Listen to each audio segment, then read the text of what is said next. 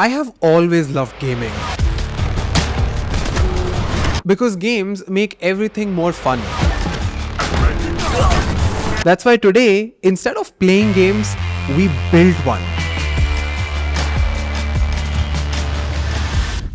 Whenever someone joins our organization, they need to learn how we work. But that entire onboarding process is very boring. So we decided to turn that long, boring onboarding process into a spaced themed game using GPT-5.6 inside of OpenAI Codex. It has a leaderboard, you have an admin panel, and it plays epic music in the backdrop. So in today's video, I'm not only gonna give away a free ChatGPT Pro subscription to you, but also teach you how my team has built this entire gamified system from scratch. What were the prompts that we used? What were the mistakes that we made? And how can you sell similar applications to other businesses? How can you find your first client? So without further ado, let's get started.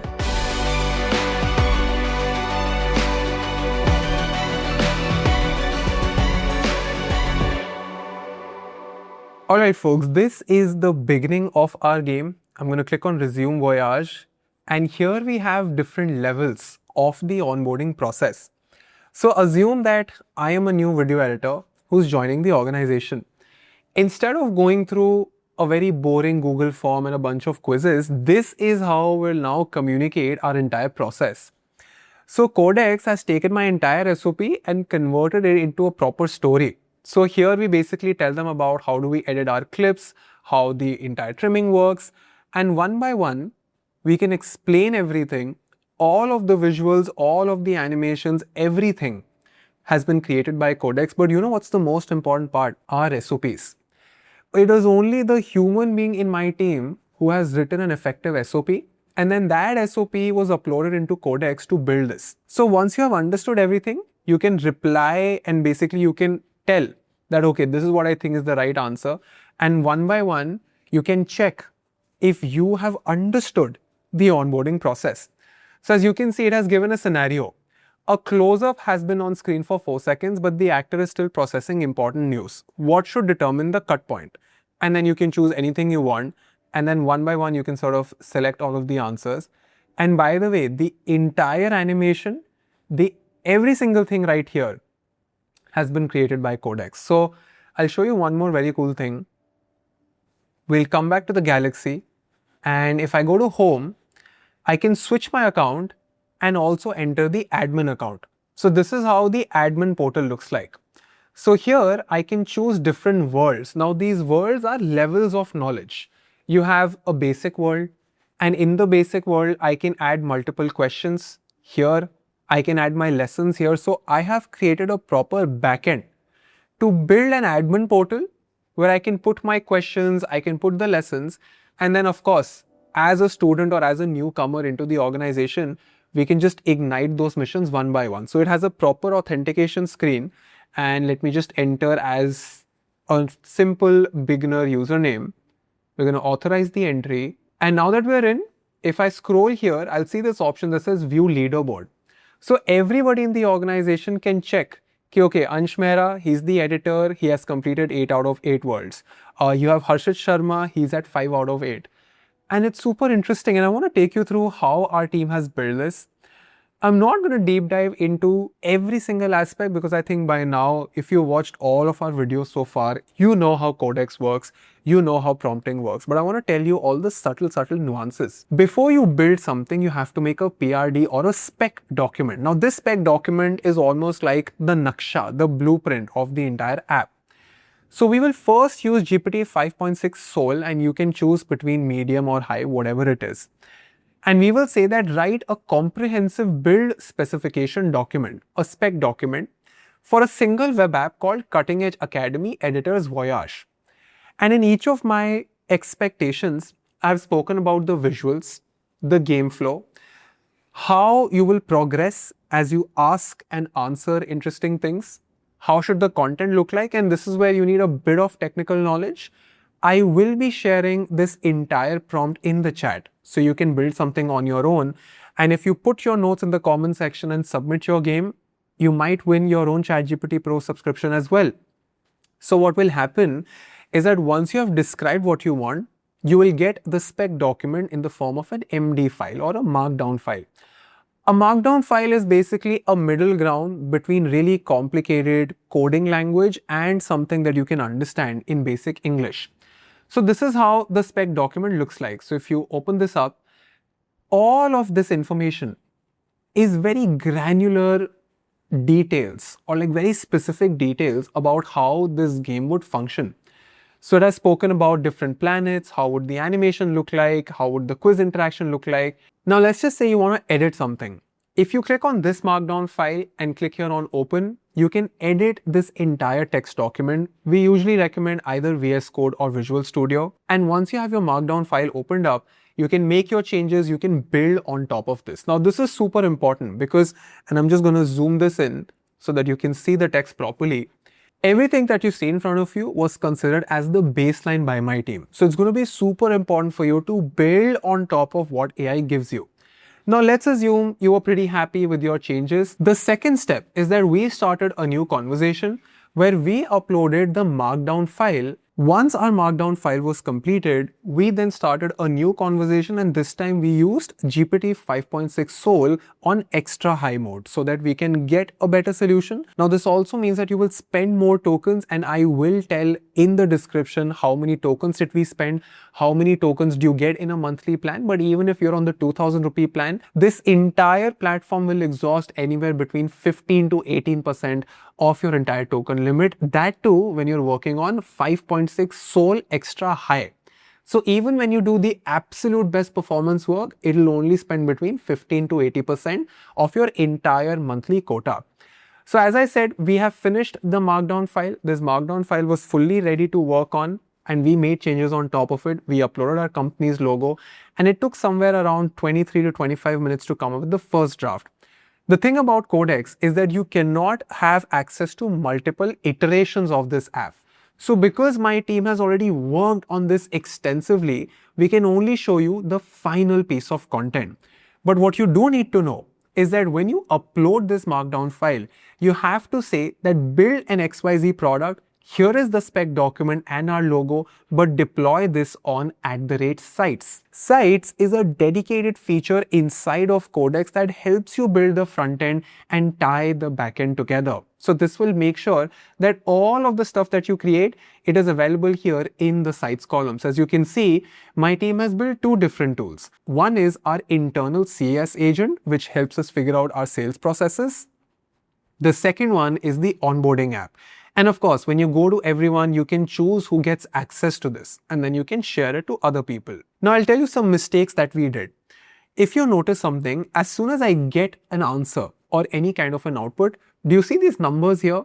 These numbers are basically telling you how many lines of code has been added and how many lines of code have been deleted. But how will Codex know what do I need to fix, what do I need to delete? How does Codex know my expectation? Now this is where goal setting comes into place.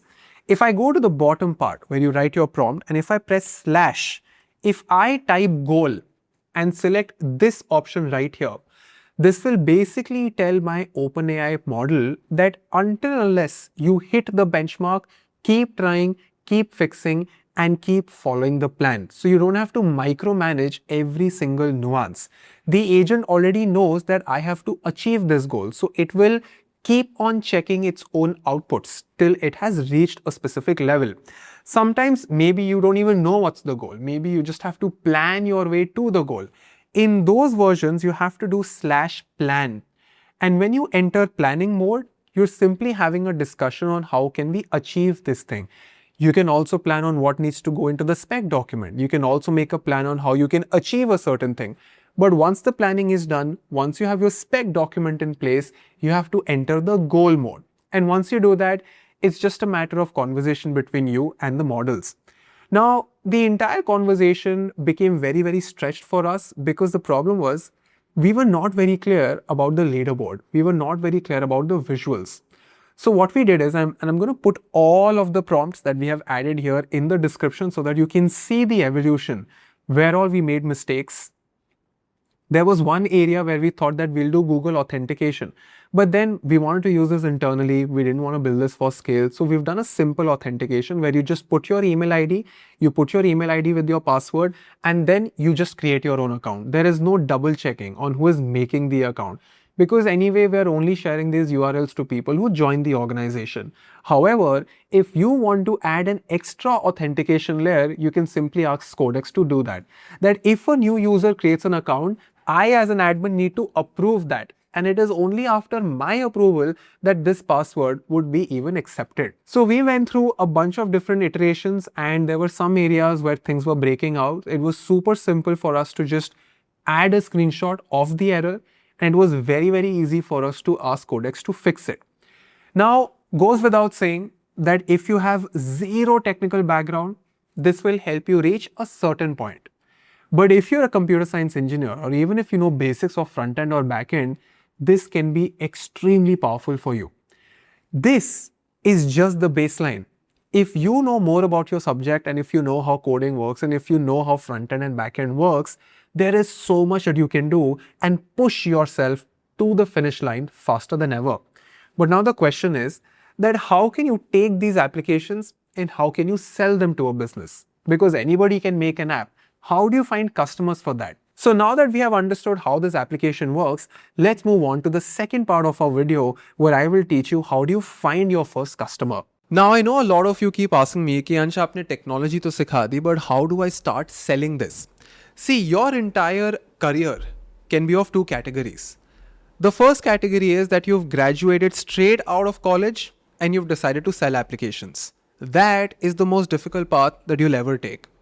The second path is that you have graduated, you know what you're good at, and now you find an organization that is doing exactly what you like but 10 times better. And you join that organization as a freelancer or as an intern and you build amazing things with them. I'll cover the first track just in case some of you want to just go ahead with the entrepreneurship route. See, when you want to sell something to a business, the only pitch is that I can either help you make money, I can either help you save money, or I can help you save time.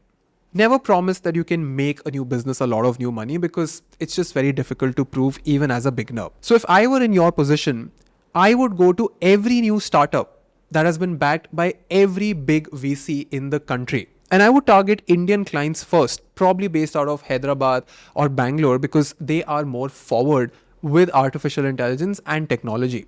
So you have Y Combinator, you have Tiger, you have Sequoia, you have Alpha Signal, you have a bunch of these new VCs coming in. They're investing left, right, and center.